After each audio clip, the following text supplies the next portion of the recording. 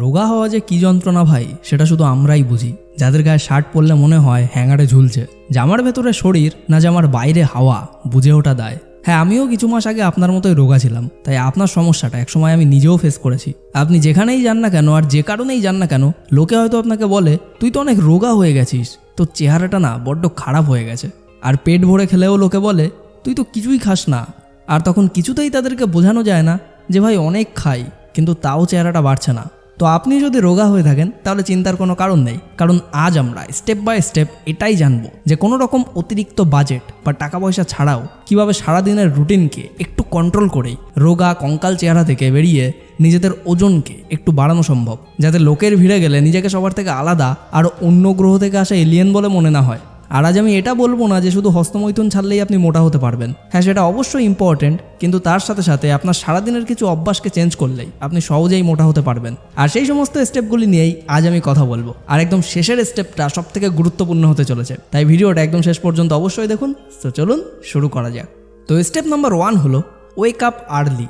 সকালে যদি তাড়াতাড়ি ঘুম থেকে না ওঠেন তাহলে আপনার শরীর ভাববে বস তো এখনও ডিপ্রেশনে আছে, তাই আপনার শরীর কিন্তু তখন লেজি মোডেই থাকবে। তাই সকালে আপনার ঘুম ভেঙে গেলেই আর বিছানায় গড়াগড়ি না করে ইমিডিয়েটলি উঠে পড়ুন। দেন সবার প্রথমে উঠেই 1 গ্লাস জল পান করুন। এরপর হালকা ব্যায়াম করে নিন। হ্যাঁ, আপনি যে ব্যায়াম জানেন সেটাই যথেষ্ট, কোনো হাইফাই ওয়ার্কআউট প্ল্যানের দরকার নেই। আর যদি কোনো রকম ব্যায়াম না জানা থাকে তাহলে জাস্ট হাত পা নাড়ান, আর এইভাবে জাম্পিং জ্যাক্সও করতে পারেন। আর এভাবেই আপনি আপনার শরীরকে সিগন্যাল দিতে পারবেন যে ভাই তুই আজ থেকে গ্রো করবি, রোগা পাতলা থাকার দিন একেবারে শেষ। তারপর দুটো ইট কিংবা জল ভরা বোতল ধরুন এবং সেগুলি ব্যবহার করুন বেসিক এক্সারসাইজের জন্য, যেমন বাইসেপ কার্ল, ওভারহেড প্রেস বা চেস্ট প্রেস। হ্যাঁ, প্রথম দিনেই হয়তো আপনার মাসেল গঠন হবে না, কিন্তু আপনার ব্রেনে একটি সিগন্যাল যাবে যে হ্যাঁ আমি সিরিয়াস আর আমাকে করতেই হবে। দেন আসে স্টেপ নাম্বার 2, ব্রেকফাস্ট। ভিআইপি খাবার নয়, জাস্ট রিয়েল খাবার, পান্তা ভাত। হ্যাঁ ভাই, আপনি একদম ঠিকই শুনেছেন, এই খাবারটা আপনার গোপন হিরো। একটা পেঁয়াজ, দুটো পোড়া মরিচ, 1 চিমটি লবণ আর পান্তা ভাত মিশিয়ে ফেলুন আর খেয়ে ফেলুন। হ্যাঁ, ঘরে যদি অন্য কোনো খাবার তৈরি করা হয় বা নতুন ভাত রান্না করা হয়ে থাকে তাহলে সেটাও খেয়ে নিতে পারেন, কিন্তু খেতে হবে একদম পেট ভরে। আর পান্তা ভাত খাচ্ছেন বলে কেউ যদি হাসাহাসি করে তাহলে তাকিয়ে বলুন ভাই তোর প্রোটিন শেক একদিকে আর আমার পান্তা ভাত একদিকে। আর মাথায় রাখুন যে আপনি খেলে আপনার শরীর বাড়বে, আর না খেলে নিজেই কঙ্কাল থাকবেন, এতে অন্যদের কিছু হবে না। তাই নিজের কথা মাথায় রেখে পেট ভরে খাবার খান। এছাড়াও আপনি ভাতের ফ্যান থাকলে সেটাও খেতে পারেন, যেটা ওজন বাড়ানোর একটা ম্যাজিক্যাল ওষুধের মতো কাজ করে। ভাতের ফ্যান শুনে অনেকে নাক ছিটকায়, তাদের জন্য ছোট্ট একটা কথা, তোর প্রোটিন পাউডারে যা নেই ফ্যানে তা আছে, মায়ের মমতা, ভালোবাসা আর অবশ্যই মিনারেলস। তাই লবণ দিয়ে ভালো করে মিশিয়ে ফ্যান খেয়ে নিন। একদম সহজ খাবার, কিন্তু গায়ে রক্ত আর মাংস ঢালার লাইসেন্স দেওয়া খাবার। স্টেপ নাম্বার 3, খিদে বাড়ানোর সেরা উপায়। দুপুরে খাওয়ার আগে একটু হাঁটুন, পকেটে 5টা টাকা থাকলে 1 কাপ চা খান, চারপাশের মানুষ দেখুন। ভাবুন শরীর গড়তে হলে কিছু তো করতেই হবে।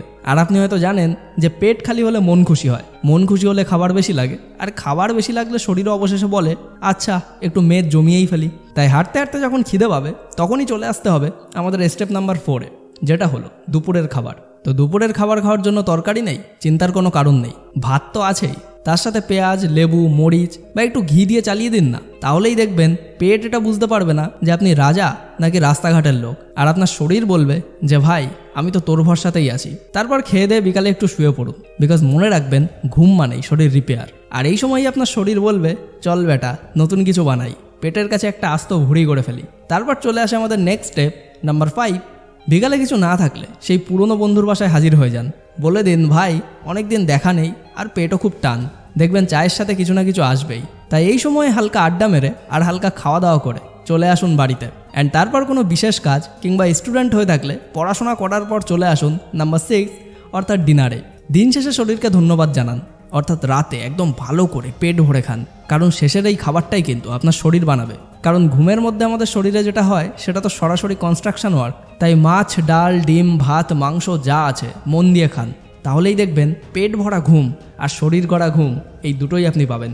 আর ঠিক এখানেই আসে আর একটা গুরুত্বপূর্ণ দিক, বডিকে ভেতর থেকে স্ট্রং এবং হেলদি রাখার বিষয়টি। অনেক ভাইরাই বলে যে আমি অনেক খাই কিন্তু কিছু বদলায় না কেন, সবাই তো বলে শুধু বেশি খাও তাহলেই ওয়েট বাড়বে। কিন্তু ওরা কি জানে আমরা কত খেয়ে ফেলেছি? কতদিন ধরে শুধু একটাই স্বপ্ন দেখছি, একটু হেলদি চেহারা বানানোর। ওয়ার্কআউটও করে ফেলেছি, প্রোটিন শেকও নিয়ে নিয়েছি, বাড়ির খাবার, জিমের বানানা সব ট্রাই করে ফেলেছি। তো ভাই এই সমস্যা যদি আপনার এসে থাকে তাহলে এখানে আসল প্রবলেম তোমার পরিশ্রম নয়, তোমার প্রবলেম হলো তোমার মেটাবলিজম। তোমার মেটাবলিজম এতটাই ফাস্ট যে খাবার ঢোকার আগেই পড়ে যায়। তাই যতক্ষণ না বডির মধ্যে অ্যাবজর্ব হওয়া সিস্টেম স্ট্রং হচ্ছে ততক্ষণ যাই খাও সব ভেস্ট। আর যাদের জন্য মেটাবলিজম মিসাইলের মতো ফাস্ট, তাদের জন্য ওয়েট গেইন করাটা শুধু ডায়েটের গেম নয়, এটা গেম হলো অ্যাবজর্পশনের। আর double mass specially designed for those যাদের বডি কিছুই অ্যাবজর্ব করতে পারে না। এই ট্যাবলেট তোমার ডাইজেস্টিভ সিস্টেমকে নিউট্রিয়েন্ট স্পঞ্জে পরিণত করে, যা প্রতিটা বাইট, প্রতিটা প্রোটিনকে তোমার ডাইজেশনে দেয় সেই ট্রিগার, যার ফলে প্রতিটা ক্যালোরি শুধু এনার্জি নয়, মাস আর মাসেলে কনভার্ট হয়। এই ট্যাবলেট তৈরি করে তোমার মেটাবলিজমের বিরুদ্ধে একটা ন্যাচারাল শিল্ড। তাই শুধু ট্যাবলেট খাও,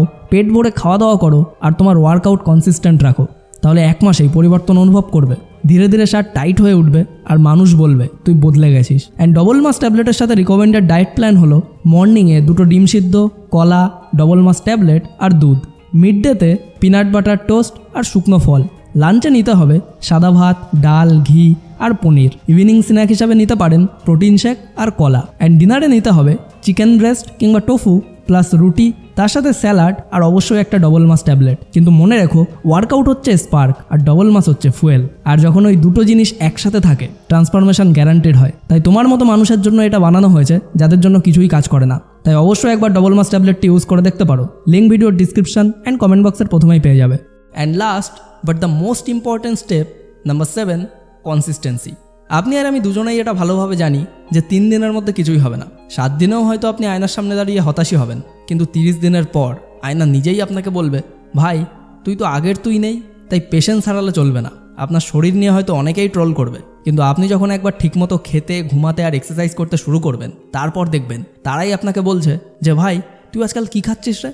তাই যদি আপনি নিজের শরীর নিয়ে সিরিয়াস হয়ে থাকেন আর রোগা শরীর থেকে সত্যিই মুক্তি পেতে চান, তাহলে লাইক আর কমেন্ট করে আমাদেরকে জানান যে আপনি এখন থেকেই নিজের শরীরকে সিরিয়াসলি নিচ্ছেন। আর আজকের এই ভিডিওটি অবশ্যই শেয়ার করুন আপনার সেই সমস্ত বন্ধুদের সঙ্গে যারা অনেক চেষ্টার পরেও কিছুতেই নিজের ওজনটাকে একটু বাড়াতে পারছে না। তো সম্পূর্ণ ভিডিওটি দেখার জন্য আপনাকে অসংখ্য ধন্যবাদ। আপনার সময় অনেক অনেক অনেক ভালো কাটুক।